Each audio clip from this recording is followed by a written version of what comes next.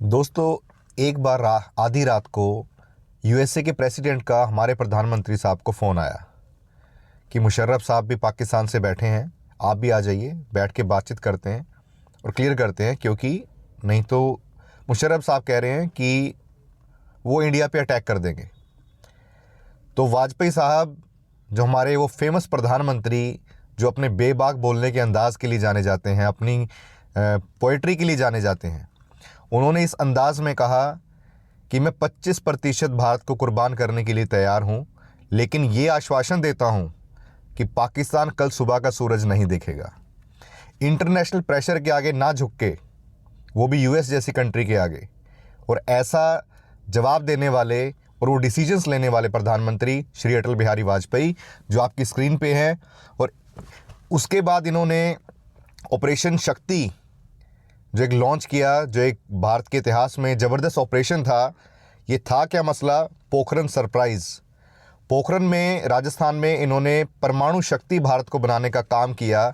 और doctor APJ Abdul Kalam, जो scientist soldier कहलाए, उन्होंने ज़बरदस्त भागीदारी ली इसके अंदर। कैसे यूएसए की सीआईए की स्पाई सैटेलाइट, जासूसी करने वाली सैटेलाइट्स को मूर्ख बनाया और उनकी नाक के नीचे से ये टेस्टिंग कर ली और भारत परमाणु शक्ति बना। ये सारी मज़ेदार स्टोरी जानेंगे इस वीडियो में विद प्रीवियस ईयर क्वेश्चंस। सो बने रहिए वीडियो में अंत तक। नमस्कार दोस्तों, मैं हेमंत कुमार आपका स्वागत करता हूं आपके अपने YouTube channel study with Hemant पर। दोस्तों, मैं बताऊं कि रोज़ शाम को 7:15 बजे हमारी न्यू वीडियो आती है। अब तक 85 वीडियोस करीब आ चुकी हैं और आगे भी सिलसिला ऐसे ही जारी रहेगा अगर आपकी सपोर्ट और प्यार बना रहा। सो जल्दी से चैनल को सब्सक्राइब करें, लाइक शेयर कमेंट ज़रूर करें, थोड़ा आगे बढ़ने में सहयोग करें। अब लेके चलते हैं आपको आज के टॉपिक पे, that is part 6 of chapter 14 the council of ministers. मैंने आपको छोड़ा था इस होमवर्क क्वेश्चन पे, दैट इज़ 58 नंबर क्वेश्चन। ये रहा आपकी स्क्रीन पे। पूछा गया था आपसे कि यूनियन फाइनेंस मिनिस्टर्स कौन थे इनमें से भारत के। ये स्टेटमेंट्स आपके सामने। Options: VP Singh, 2 Venkataraman, B YB Chavan, 4 Pranab Mukherjee. ये ऑप्शंस थी आपके सामने and D is the answer. 1 2 3 4 सबके सब रहे हैं। आईएएस प्री 2007 का क्वेश्चन। वीपी सिंह 1984 से 87 तक इनका टेन्योर रहा। आर वेंकटरमन 80 से 82 और वाईबी चौहान 1971 to 75। प्रणब मुखर्जी 2009 से 2012 तक। आगे चलते हैं। Question number 51 and first one of our this session. The policy of liberalisation, privatisation and globalisation was announced as new economic policy by prime minister. जो ये पॉलिसी थी लिबरलाइजेशन मतलब रिलैक्सेशन देनी, अपने नॉर्म्स को छूट देना। हिंदी का एग्जैक्ट वर्ड भाई मुझे ध्यान में नहीं आ रहा एट प्रेजेंट। प्राइवेटाइजेशन निजीकरण एंड ग्लोबलाइजेशन वैश्वीकरण, आई थिंक। अब लिबरलाइजेशन, इसका हिंदी मीनिंग क्या है वो आप लिख के बताएंगे कमेंट्स के अंदर, कि मैं जान जाऊँ भी टीचर को भी रेक्टिफाई करने वाले ज़बरदस्त स्टूडेंट्स बैठे हैं। ए राजीव गांधी, उसके बाद आगे देखें, Rajiv Gandhi, B Vishwanath Pratap Singh, C PV Narasimha Rao, D Atal Bihari Vajpayee. So C is the answer, PV Narasimha Rao. उनके टाइम पे पॉलिसी आई थी और फेमस फाइनेंस मिनिस्टर थे जिनका इसमें बहुत बड़ा योगदान रहा, हमारे honourable prime minister Shri Manmohan Singh ji. और ये कब लेके आए? 24 जुलाई 1991 को। इसके तहत प्राइवेट सेक्टर को भी इनविटेशन मिला। भारत ने जो टैरिफ्स लगा रखे थे बाहर के प्रोडक्ट्स पे, वो कम किए, ताकि बाहर की मार्केट, पहले हम हमारे प्रोडक्ट्स को बचाने के लिए बाहर के इंपोर्ट्स के ऊपर ज़्यादा टैरिफ लगाते थे या ड्यूटी लगाते थे। तो उससे क्या था कि ताकि यहाँ का लोकल उद्योग है उसको संरक्षण मिले, वो उसको प्रोटेक्शन मिले, लेकिन उससे क्वालिटी में कमी आती थी। जब ये ओपन मार्केट कंपटीशन आया, अब दुकानदार को पता है कि हल्का माल नहीं बिकेगा, उसके पास इंपोर्टेड माल की भी ऑप्शन है कस्टमर के पास, तो उसने क्वालिटी को भी इम्प्रूव करना स्टार्ट किया। तो कस्टमर के लिए बेहतरी मिली, मार्केट में ज़्यादा ऑप्शंस आई। बाहर से जो पैसा कमाने आ रहे हैं फॉरेन के इन्वेस्टर्स, वो यहाँ पे टैक्स पे करके जा रहे हैं, तो बहुत सारी चीज़ें इंप्रूव होती हैं। जो इसीलिए जो आज के टाइम पे आरक्षण की बात कर रहा हूँ और प्राइवेटाइजेशन को लेके करंट गवर्नमेंट को भी बहुत सारा कहा जाता है ये सब बेच रहे हैं, प्राइवेट कर रहे हैं। ये कोई इस गवर्नमेंट की बात नहीं है, ये हर एक गवर्नमेंट को करना पड़ता है। उसका मीनिंग ही ये है कि प्राइवेटाइजेशन जो आप बोल रहे हैं, कि जब भी कोई पब्लिक सेक्टर अंडरटेकिंग, में 1 मिनट ले रहा हूँ, टॉपिक से हटके है ये, कोई भी पब्लिक सेक्टर अंडरटेकिंग के अंदर जो भी कोई भारत सरकार का उपक्रम है, गवर्नमेंट ऑफ इंडिया एंटरप्राइजेज, उसमें गवर्नमेंट की कुछ भागीदारी है। उसका मतलब यही है कि गवर्नमेंट ने उसमें इन्वेस्ट किया है, पूरा का पूरा गवर्नमेंट के अंडर नहीं है। जो गवर्नमेंट के अंडर 100% हो गया, वो गवर्नमेंट का डिपार्टमेंट बन गया, विभाग। अगर उसमें इन्वेस्टमेंट की है तो डिस इन्वेस्टमेंट भी की जा सकती है। आज पैसा लगाया, पैसा हटाया भी जा सकता है। जब देखा कि भाई ये डिपार्टमेंट निकम्मा है, काम नहीं कर रहा, इसमें से कोई पैसा फ़ायदा नहीं आ रहा, तो ऐसे में वहाँ से डिसइन्वेस्ट करके दूसरी इंडस्ट्री में लगा दिया जाए, या प्राइवेट प्लेयर को इनवाइट किया जाए, ताकि लोगों को फैसिलिटी मिले। अगर मान लीजिए किसी स्टेट का बिजली बोर्ड है, ठीक है, अब वहाँ पे ना तो टाइम पे बिजली आ रही है, पावर कट्स लग रहे हैं, कंप्लेंट्स को अटेंड नहीं कर रहा, लोग दुखी हैं। ऐसे में 3 प्राइवेट प्लेयर पैरेलल आ गए, जैसे BSNL के साथ हुआ। उसके प्लस माइनस दोनों है, वो लंबी डिबेट हो जाएगी, हम उसमें नहीं जाएंगे। तो इसलिए मैं बात कर रहा हूँ कि अगर 4 प्लेयर और मार्केट में आएंगे, कस्टमर के पास ऑप्शन रहेगी। ऑप्शन आएगी तो अपनी मनमानी नहीं कर पाएंगे, मोनोपोली नहीं रहेगी। This is the benefit of privatisation. अगर हाँ, नुकसान ये है होली सोली प्राइवेटाइजेशन आ जाए, फिर वो चोर चोर सारे मिलके जैसे एक गुट बना लें, तो फिर सारे प्राइवेट प्लेयर्स मिलके एक पॉलिसी बना लें, और फिर आपको बहुत महंगे दामों में चीज़ें बेचते हैं। ये उसका साइड इफेक्ट है। अब इसको कंट्रोल्ड वे में, रेगुलेटेड वे में लेके आना, यही एक अच्छी गवर्नमेंट की खासियत है। आपका क्या विचार है, कमेंट में ज़रूर बताएं। I will respect that. Question number 60, which of the following statements is not true for the doctor Manmohan Singh. Doctor Manmohan Singh ji के बारे में कौन सी स्टेटमेंट सही नहीं है। ये फॉर्मर फाइनेंस मिनिस्टर रह चुके हैं भारत के, बी फॉर्मर गवर्नर RBI के, C former chairman of finance commission, D former representative of India at IMF international monetary fund. यहाँ पे भारत के रिप्रेजेंटेटिव भी रहे हैं। इन में से सी इज़ द आंसर। सारी पोस्ट पे रहे हैं वो, except chairman of finance commission, वो कभी भी नहीं रहे। आगे चलिए, क्वेश्चन नंबर 61, असर्शन क्या है, ministers make policy and civil servants adhere to that policy. Ministers मंत्री हैं, पॉलिसी बनाते हैं, और सिविल जो सर्वेंट्स हैं वो उस पॉलिसी को इम्प्लीमेंट करते हैं, उसके साथ बंध के रहते हैं। Reason, parliamentary form of government works on the principle of the cabinet collective responsibility. Parliamentary form of government किस चीज़ पे काम करती है, सिद्धांत पे कि कैबिनेट की कलेक्टिव रिस्पॉन्सिबिलिटी रहेगी। ये तो हमने पढ़ा ही है, बिल्कुल है जी, कलेक्टिव रिस्पॉन्सिबिलिटी रहेगी। कोई भी इंडिविजुअल मिनिस्टर कोई डिसीजन ले, लेकिन सबकी कलेक्टिव रिस्पॉन्सिबिलिटी है।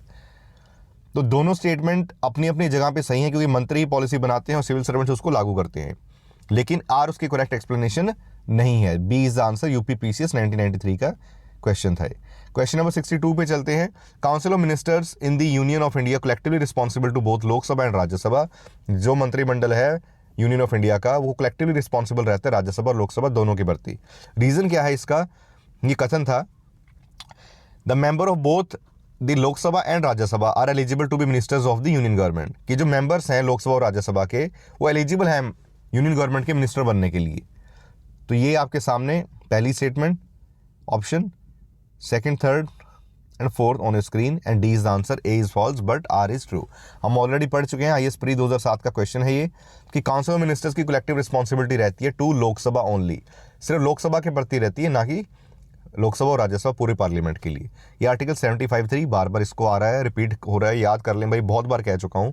और जो दोस्त नए हैं प्लीज़ पार्ट 1 इस वीडियो का ज़रूर देखें। पुरानी वीडियोज़ पार्ट 1 में एटलीस्ट सारी मैंने कॉन्सेप्ट को एक्सप्लेन किया है, क्वेश्चंस नहीं है उसमें, तो आपको सारी क्लैरिटी हो जाएगी सिर्फ 20 मिनट के अंदर। उसके बाद आप खुद ही आंसर दे देंगे सारे के सारे। The union ministers can be a member of the either house of parliament, but he is eligible to vote only in the house to which he belongs. तो यूनियन मिनिस्टर मेंबर हैं, हो सकते हैं किसी भी हाउस के, जैसा बताया, बट वोट सिर्फ उसी हाउस में कर सकते हैं जिसके वो मेंबर हैं। पार्टिसिपेट दोनों हाउसेज में कर सकते हैं, इसलिए R is true. Question number 63, given below are the two statements, one is labelled as the assertion, other is the reason. ये असर्शन है, कथन, council of ministers in India is collectively responsible to both Lok Sabha and Rajya Sabha. जो वो मंत्रिमंडल है council of ministers है, वो responsible रहेगा दोनों के लिए, लोकसभा राज्यसभा। अभी हमने पढ़ा रिपीटेड क्वेश्चन, गलत है statement. R member of Lok Sabha and Rajya Sabha are eligible to become ministers in the same question है रिपीटेड, आंसर हमें पता है, A is false, R is true. Let's move on. Question number 64, दो स्टेटमेंट्स दी हैं, असर्शन एंड रीजन। असर्शन है council of ministers in the India jointly accountable before Lok Sabha Rajya Sabha, repeated question. R, उसका reason क्या है, members of both Lok Sabha and Rajya Sabha eligible to become ministers in the union, again repeated question. A is false, R is true. Let's move on. Question number 65 on your screen.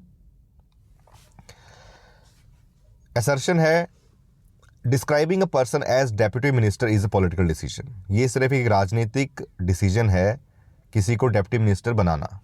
Reason क्या है? It does not confer him on any power of prime minister, कि ऐसा करने से उस इंसान को prime minister की पावर नहीं मिलती। सो देखिए यूपी पीसीएस का 2004 का क्वेश्चन, 4 ऑप्शंस आपकी स्क्रीन पर। आंसर है इसका बी, कि दोनों स्टेटमेंट सही हैं बट आर उसकी करेक्ट एक्सप्लेनेशन नहीं है, कि ऐसा संविधान के अंदर कोई प्रावधान नहीं है कन्वेंशनली किसी कैबिनेट मिनिस्टर्स को can be declared as a deputy minister. दोनों स्टेटमेंट इसलिए सही हैं और आर करेक्ट एक्सप्लेनेशन नहीं है कि प्राइम मिनिस्टर की पावर भी नहीं मिलेगी। बट आर उसको एक्सप्लेन नहीं कर रही भी प्राइम मिनिस्टर की पावर नहीं मिलेगी क्या, इसलिए डेप्यूटी मिनिस्टर में को कॉन्स्टिट्यूशन में नहीं दिया गया। ये कोई लॉजिक नहीं है, दोनों स्टेटमेंट इंडिविजुअली ट्रू है। Question number 66, consider the following statements. 1, the executive power of the union of India is vested in the prime minister. जो एग्जीक्यूटिव पावर है यूनियन ऑफ इंडिया की वो प्राइम मिनिस्टर को दी गई है, और prime minister is the ex officio chairman of the civil service board. Civil services जो बोर्ड है उसके एक्स ऑफिशियो चेयरमैन की, जो भी प्राइम मिनिस्टर बनेगा वही ऑटोमेटिकली एक्स ऑफिशियो चेयरमैन बन जाएगा सिविल सर्विसेज बोर्ड का। क्या ये सही है? दो स्टेटमेंट से बताइए क्या सही है इसमें से। 1 only, 2 only, both 1 and 2, neither 1 nor 2। D is the answer on your screen. Executive power है यूनियन ऑफ इंडिया की, is not vested in the prime minister but in the president. President के टॉपिक में मैंने भर भर के detail में explain किया है, टॉपिक को ज़रूर देखें, सारा राष्ट्रपति के कॉन्सेप्ट क्लियर हो जाएंगे। मज़ेदार वीडियोस हैं ऐसी कार्टून इमेजेस के साथ, नए नए किस्सों के साथ, सारे राष्ट्रपति भी ऐसे याद हो जाएंगे। द कॉन्स्टिट्यूशनल हेड है एग्जीक्यूटिव यूनियन के, वो राष्ट्रपति हैं। 53(1) आर्टिकल के अंडर ये जो दिया गया था, और आर्टिकल 74(1) कहता है कॉन्स्टिट्यूशन का, ये प्रोवाइड करता है कि as the head to aid and advise the president who shall exercise his function in accordance with the advice. As a head वो जो भी उनको एड एडवाइस राष्ट्रपति को दी जाएगी काउंसिल मिनिस्टर्स के द्वारा एंड प्राइम मिनिस्टर, और वो एडवाइस उस एडवाइस के अकॉर्डिंग ही काम करेंगे। Cabinet secretariat is under the direct charge of the prime minister. जो कैबिनेट सेक्रेटरी है वो डायरेक्ट चार्ज एज ए मतलब डायरेक्ट चार्ज में होता है प्राइम मिनिस्टर के कंट्रोल के अंडर। ठीक है, cabinet secretary is under the direct charge of prime minister. Prime minister के डायरेक्ट चार्ज में होता है कैबिनेट सेक्रेटरी। एडमिनिस्ट्रेटिव हेड जो है सेक्रेटरीट का इज द कैबिनेट सेक्रेटरी। जो एडमिनिस्ट्रेटिव प्रशासनिक जो हेड है वो सेक्रेटरीट का कौन है? Cabinet secretary, who is the ex officio chairman of civil services board, और ये हाईएस्ट पद भी है किसी भी आईएएस अधिकारी का, कैबिनेट सेक्रेटरी। सो दोनों में से कोई स्टेटमेंट सही नहीं है। Question number 67, with reference to the union government consider the following. ये बताएं आप। 1 is the Constitution of the India provides that all cabinet ministers shall be compulsorily sitting members of the Lok Sabha only। जो constitution of India के मुताबिक ये दिया गया है कि सारे कैबिनेट मिनिस्टर्स कंपल्सरली मेंबर हों लोकसभा के ओनली, सिर्फ लोकसभा के ही हों। वर्ड आगे कंपल्सरली, ऐसा है क्या? आपने पढ़ा है, जो बच्चे ऑलरेडी इसकी पुरानी वीडियोस देख चुके हैं तो उनके लिए क्लियर है, ऐसा नहीं है। 2, the Union Cabinet Secretariat operates under the direction of the Ministry of Parliamentary Affairs। जो यूनियन कैबिनेट सेक्रेटरीट है वो कैसे ऑपरेट करती है? अभी अंडर दी जो डायरेक्ट इंस्ट्रक्शंस हैं, direction of the ministry of parliamentary affairs. क्या इस मंत्रालय के तहत पार्लियामेंट्री अफेयर्स? स्टेटमेंट्स कौन सी सही है? IAS प्री 2009 का question. 1 only, 2 only, both 1 and 2, neither 1 and 2। D is answer, neither 1 nor 2। Council of ministers seldom meets as a body, एक तो कभी कभार ही एज अ बॉडी मिलते हैं। It is the cabinet the inner body with in the council. उसी council के अंदर जो मेन छोटा सा ग्रुप होता है उसको कहते हैं cabinet ministers, which shapes the policies of the government. जो इंपॉर्टेंट की पोर्टफोलियोज उनके पास होते हैं, जैसे मैंने ऑलरेडी बताया बहुत बार, फाइनेंस मिनिस्ट्री होगी, डिफेंस हो गया, होम अफेयर्स हो गया, ठीक है, फॉरेन अफेयर्स हो गई, ये सारी मिनिस्ट्रीज जो मिलकर बनाती हैं cabinet ministry. Cabinet ministers hold the charge of key portfolios. There is no bar on the appointment of the person from outside the legislature as a minister। किसी पे भी कोई बंदिश नहीं है कि बाहर से आपको भी मिनिस्टर बनाया जा सकता है सीधा, लेकिन 6 महीने के अंदर अंदर आपको किसी भी हाउस का मेंबर बनना पड़ेगा, नहीं तो आपकी वो मिनिस्ट्री खत्म हो जाएगी। उसके बाद देखिए, a minister who is a member of one house has the right to speak and take part in the proceedings of other house. किसी एक हाउस का मेंबर है, मान लीजिए राज्यसभा का कोई मेंबर, लोकसभा की सारी प्रोसीडिंग्स में भाग भी ले सकते हैं, बैठ भी सकते हैं, बोल भी सकते हैं, लेकिन राइट टू वोट नहीं होगा। राइट टू वोट वो राज्यसभा में ही होगा क्योंकि वो उनका अपना हाउस है, तो इसीलिए अपने हाउस में वोट दे सकते हैं। बोलना, प्रोसीडिंग्स में पार्टिसिपेट करना वो दूसरे हाउस के उसमें भी किया जा सकता है। Union cabinet secretariat is not the operated under direction of ministry of parliamentary affairs. Parliamentary affairs के अंडर ये नहीं आता है। Union cabinet secretary under the supervision of prime minister office, PMO के तहत के अंडर ये काम करते हैं। एडमिनिस्ट्रेटिव चीफ इनके हैं cabinet secretary, who is the ex officio chairman of the civil services board. और कैबिनेट सेक्रेटरी हाईएस्ट पोस्ट है किसी भी ऑफिसर की सेंट्रल गवर्नमेंट के अंदर। सो दोनों स्टेटमेंट गलत हो गई। Question number 68 on your screen. अब हम जल्दी उस मज़ेदार इन्फॉर्मेशन को करने वाले हैं और फिर नेक्स्ट वीडियो में लास्ट वीडियो होगी इस चैप्टर की। इंपॉर्टेंट चैप्टर था, क्वेश्चंस अच्छे खासे हैं, इसलिए मैंने जल्दी हेस्ट में एक वेस्ट नहीं किया, आगे दौड़ पीछे छोड़, फटाफट भागते जाएं, खाना पूर्ति कर दें, दैट इज़ नॉट इम्पॉर्टेंट। और छोटी छोटी वीडियोज़ हैं तो आप क्विकली आराम से एक टाइम में 3-3 वीडियो फिनिश कर सकते हैं फ्रेंड्स, बहुत आराम से। 20 मिनट की वीडियो है तो आप 1 घंटे के अंदर अंदर फिनिश कर लेंगे, ठीक है। मैक्सिमम 1 घंटे में 4 वीडियोज़ तक आपकी फिनिश हो जाएंगी। उसके बाद देखिए, who is the highest civil services officers of the central government. A attorney general of India, B cabinet secretary, C home secretary, D finance secretary, E none of the above. Highest civil services officers of the central government वो कौन से हैं? अभी बताया था cabinet secretary. अब चलते हैं हमारी उस इन्फॉर्मेशन पे, उस मज़ेदार किस्से के साथ। ये जो मैंने आपको पिक्चर दिखाई, ये हमारे अटल बिहारी वाजपेयी जो पोखरण का टेस्ट किया गया 1998 में, ग्रेट पोखरण सरप्राइज़। और इसको पूरी स्टोरी को अगर देखना हो तो ये मूवी को देख लें आपकी स्क्रीन पे। ये मेरे one of the favourite hero हैं जॉन इब्राहिम। ऐसे रोल्स में ये इनकी डायलॉग डिलीवरी एंड ऑल मुझे तो बहुत मज़ेदार लगती है। आपको कैसी लगती है या कोई और अच्छा लगता है तो कमेंट में ज़रूर बताएं। और ये आपको एक इन्फॉर्मेशनल जानकारी देगी इस टॉपिक के बारे में। उससे पहले हम अपनी वीडियो में इसकी सारी इन्फॉर्मेशन आपको देंगे। Let's start. मई 1998 में क्या हुआ था कि प्राइम मिनिस्टर अटल बिहारी वाजपेयी ने एक मास्टर स्ट्रोक खेला, ऑपरेशन शक्ति किया।